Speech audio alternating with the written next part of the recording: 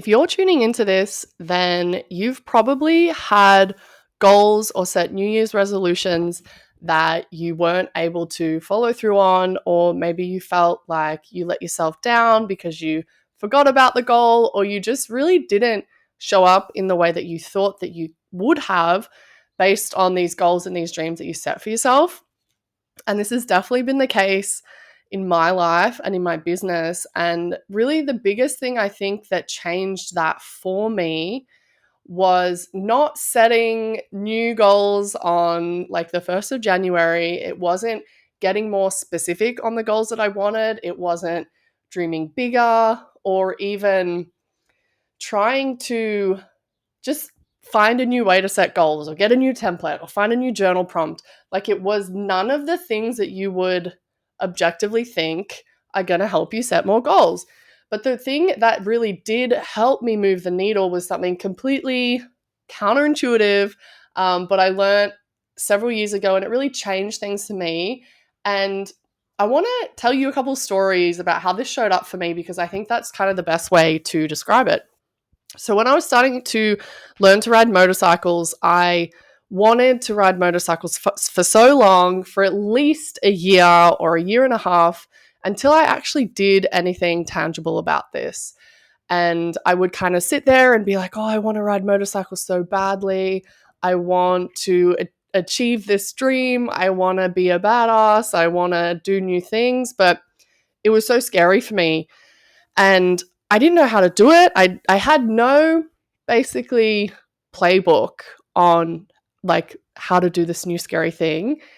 And it wasn't until I started to adopt the identity of a motorcyclist that things just like clicked into place. The dominoes fell. I got my license. I was gifted a motorcycle and then literally like rode into the sunset. But the biggest thing is becoming the identity of the thing that you want to be. And it sounds counterintuitive. It sounds kind of wild and backwards, because you're like, well, Mel, why would I think I'm that thing if I'm clearly not that thing yet? And I was definitely in that place.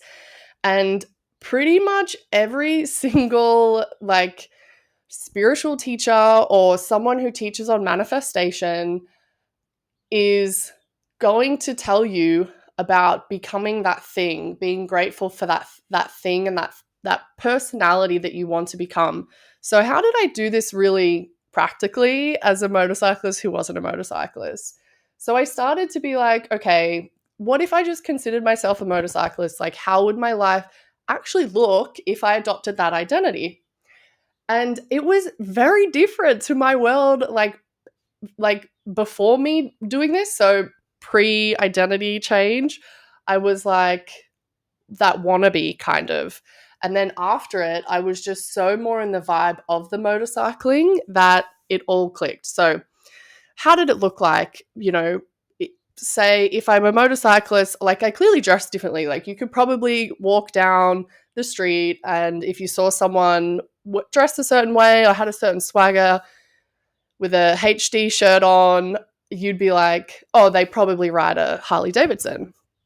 And their life mirrors that in so many ways. So what I started to do was, okay, if I was a motorcyclist, how would I dress? Okay, I would probably wear like maybe jeans, some beat up t-shirts, like motorcycle memorabilia type things. And then I would also, kind of have friends that were sort of in those same circles. So like that social network to mirror that.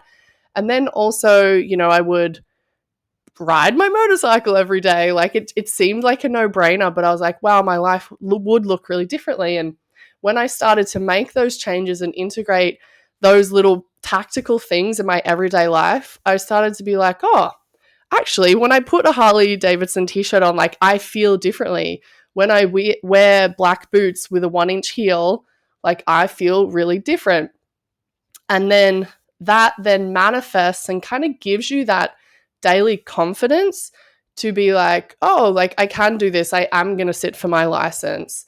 And then you keep showing up and it keeps compounding. And then eventually I started to set goals based on that, being like, well, if I was a motorcyclist and I was a really confident rider, what would that look like in my life? Well, I would probably ride at least 30 minutes a day. Okay, like I need to get my ass in the saddle for 30 minutes a day. And that's what I would do. I would ride my motorcycle around my neighborhood, at slow speeds, just gaining that confidence. And those like daily baby steps led me, I think the following year, I went from like zero, not riding at all, to I rode 10,000 miles on my own motorcycle. I was doing solo motorcycle camping trips. I was going interstate and camping all the time. I was camping on my motorcycle. And then when we moved to Australia, I kind of repeated that whole cycle again, doing all the motorcycle camping here in Australia. And what this story really demonstrates is that like I wanted something so badly, but I didn't know how to get there. So assuming the identity and just saying like, I am that person, like I'm going to basically wrap my life in like that. I'm thinking of an invisibility cloak from Harry Potter, but like just like that whole vibe of what that means to actually live that goal. I'm going to assume that identity and then walk in that life, and then the rest is going to flow. Another way that this really showed up for me was when I was starting my business. Like I didn't even know how to run a business or what I was doing. I was so new. But I went from that 9 to 5 corporate life that I'd trained for in university, and then I switched to cold turkey. I went into starting my own business, but I didn't have a playbook for how to do this. It was like a huge goal that I had wanted to achieve for so long. And the way that I started to do this was like, I would just be like, you know what? I'm not someone starting a business. I'm a CEO. Like I am a CEO. And just letting that sink in. And I think for anyone tuning into this, if you are starting a business, if you're running a business, like to even just get rid of that idea of like, I'm trying or I'm attempting or I'm a work in progress, because like if you're doing this thing, you are a business owner, you are a CEO. And I think to just really radically accept that. And then the next part is showing up as that identity, even if you don't feel like you are that person yet. And how this looked for me in my life at the time was like, okay, what does a CEO look like in the world? What habits do they have? Like I read some biographies at the time. I was reading so much nonfiction, like trying to get cues on like what do these people do in their life? And I was like, okay, morning routine. Everyone seems to have a morning routine. Everyone's like really healthy and fit and is working their business, a certain amount of hours a day. And that started to really leave an impact on my life, because I started to do these things with the intention that I was that person already. And it came so much quicker, so much easier. It's almost like you kind of start to manifest it without even trying, which is really wild. And in my experience, I way prefer to do that than sitting in that identity of like, I want to be that thing. I'm going to try and bust my ass and hustle and grind, and just in the hope that that's going to be me one day. I'd rather just be like, yep, that's me. Let's roll. I'm here for it. And that has been the hugest thing. So this is one of the biggest reasons that people don't succeed with their goals. It's why they fail. It's why these new resolutions don't stick. And it's why we just kind of go through these cycles every year of like, okay, no, this year I'm going to hit the gym. No, this year I'm going to be better. No, this year I'm going to quit smoking, because that person hasn't done the internal work to say like, no, what would my life look like if I didn't smoke? And then kind of work backwards from that. But that has been the hugest, most radical shift in how I really approach the new year and how I feel about my goals, because it really isn't about what you achieve. So say like this year I want to do a weekly YouTube and a weekly podcast, and say fast forward the end of the year, like I do that for 52 weeks, like cool, I check a box. But I guarantee you, without a doubt, no questions, absolutely no doubt in my mind, the person that I became in that process exponentially, infinitively was more valuable to me and more important to me than the outcome of posting 52 weeks of content. Hands down, no question.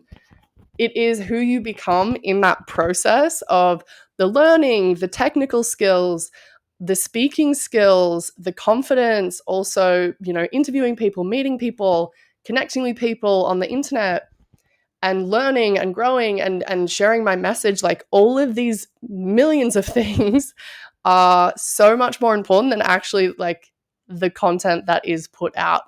And that's the other piece that people miss when we're setting goals. It's not what you do or whether you check that box or not, because, on the scale of a lifetime, that's probably not what's going to change your life, whether you set a goal and get it. But it's actually like, are you progressing as a human? Are you expanding? Are you growing? Are you better than who you were yesterday? Are you better than what you were yesterday? Are you proud of yourself? Are you growing? And that really is at the core for me of what starting a new year is, and setting goals and setting intentions. It's all about the identity more than it is the outcome. And you can never anticipate who you're going to become is also the thing, because so many things happen and life will take you, like there'll be dead end roads, there'll be like gravel roads, there'll be detours, and every single one of those things, even though you don't know it in the process, when you're like, oh, I really did not want to do a U-turn right now. Like there is gravel everywhere and I hate U-turning on my motorcycle. And you're like, you know what? But I got like 2 more miles of beautiful scenery in that I wouldn't have seen otherwise. And now I'm on this new route that I've never experienced, that I wouldn't have come down if it wasn't because of that detour. And that is where the value lies in your life. That those things are what's going to add up and kind of like cumulatively let you lead an amazing life. Keep that in mind. It is identity over output. It is about the journey. It's about who you become in the process. And those things, keeping those as your focus moving into this new year, will be so much more rewarding and nourishing for you. And I think it's really going to take the pressure off of whether you can check that box at the end of the year. And I want you to just reconsider what you're wanting to achieve this year. Like, what would it look like if you tried to, or if you did, let's forget the word try, if you put that identity ahead of the output, and then just like test it and be like, wow, actually the output is coming into play. It's clicking into place because I'm considering myself already have achieved this goal for myself. And always trust the journey, always believe in yourself. And no matter where you are, no matter what you're doing, I hope you have a wonderful day.